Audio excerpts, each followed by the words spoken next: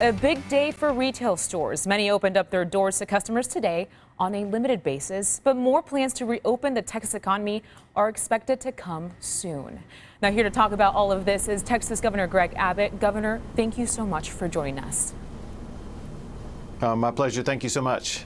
Governor, there's some concern that Texas might be moving too fast to reopen. Besides the decline in numbers, what makes you confident that Texas is ready to be up and running, but with precautions, of course? Sure, several things. One is I want to make sure everyone understands that these decisions are being made by doctors and by data.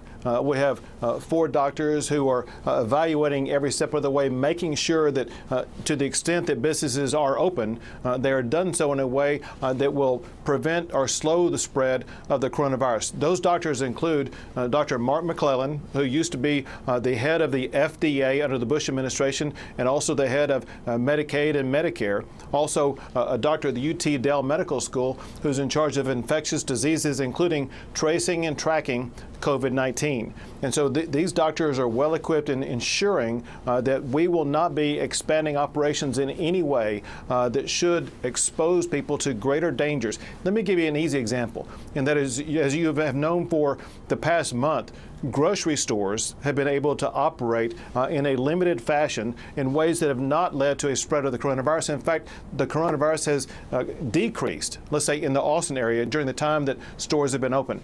We will be looking at similar standards in a broader array, knowing that if we could do it with grocery stores, we can do it with other types of stores. Governor, this afternoon in Wichita Falls, city attorneys said places like salons, gyms, and restaurants are allowed to legally open. Now, that's their interpretation of your order, seeing it as more of a recommendation to avoid. What are your thoughts on areas doing this? Well, it's certainly what you just said, and I haven't seen what you talked about, but I just am responding to what I heard you say. And what I heard you say is that there was a region in the state of Texas that talked about opening maybe gyms and salons. And for one, that is not consistent with the order that's currently in place. But also importantly, it's inconsistent with what the CDC has suggested and actually mandated. And so one thing important for all of us to do is to follow the health standards that have been guided both by the CDC as well as doctors, and know that every type of order that I will make for the state of Texas to open business will be consistent with the CDC and what doctors recommend as safe practices. In a press conference you held this week, you said April 9th was our highest test date for COVID-19, and that Texas is showing a good trend line, showing that social distancing is actually working. With the plan to reopen our economy, what will happen if those cases and numbers spike again? Yeah, very important question, because here's the reality. First, our trend line has continued to decline ever since that high mark on April the 9th, and we expect it to continue to decline. However, understand this.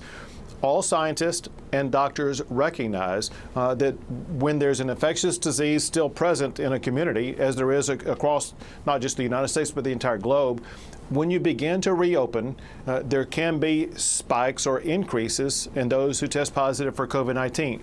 This is nothing to be worried about, in part because we will be doing far more testing in the future than we have in the past, and that alone will identify more people testing positive. Our goal is to make sure that there are not any dramatic spikes that lead to increased hospitalizations or increased deaths. If things like that do occur that are more serious, then there will be a requirement of a retrenchment to the degree that businesses were open, so we can once again corral the coronavirus in that particular community. Governor, let's talk about our vulnerable populations. Almost 40% of Texas COVID-19 deaths are nursing or assisted living facilities. How will Texas ensure the most vulnerable are safe once we reopen?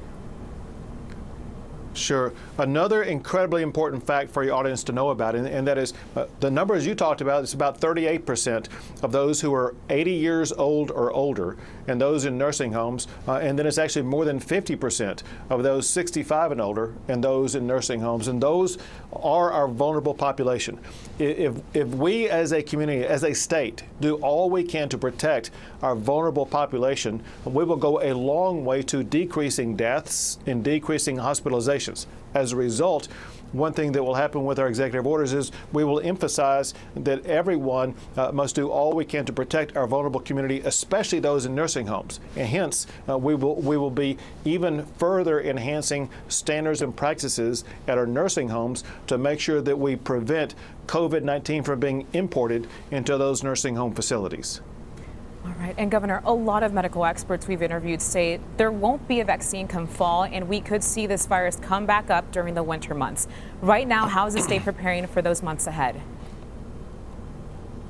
So with this team of doctors, as well as with Dr. Birx, and so I talk with Dr. Birx frequently, including just 2 nights ago, about the plan that Texas is working on, and we are prepared for what will come up in next fall or next winter. So there'll be the regular flu, and then there will be the possibility of COVID-19 rising up once again.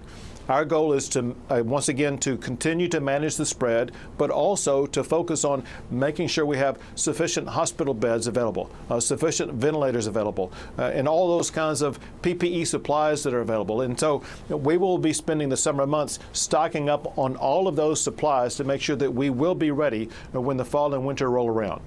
All very good information. Governor, we are out of time, but thank you so much for joining us. We really appreciate your time. Thank you so much.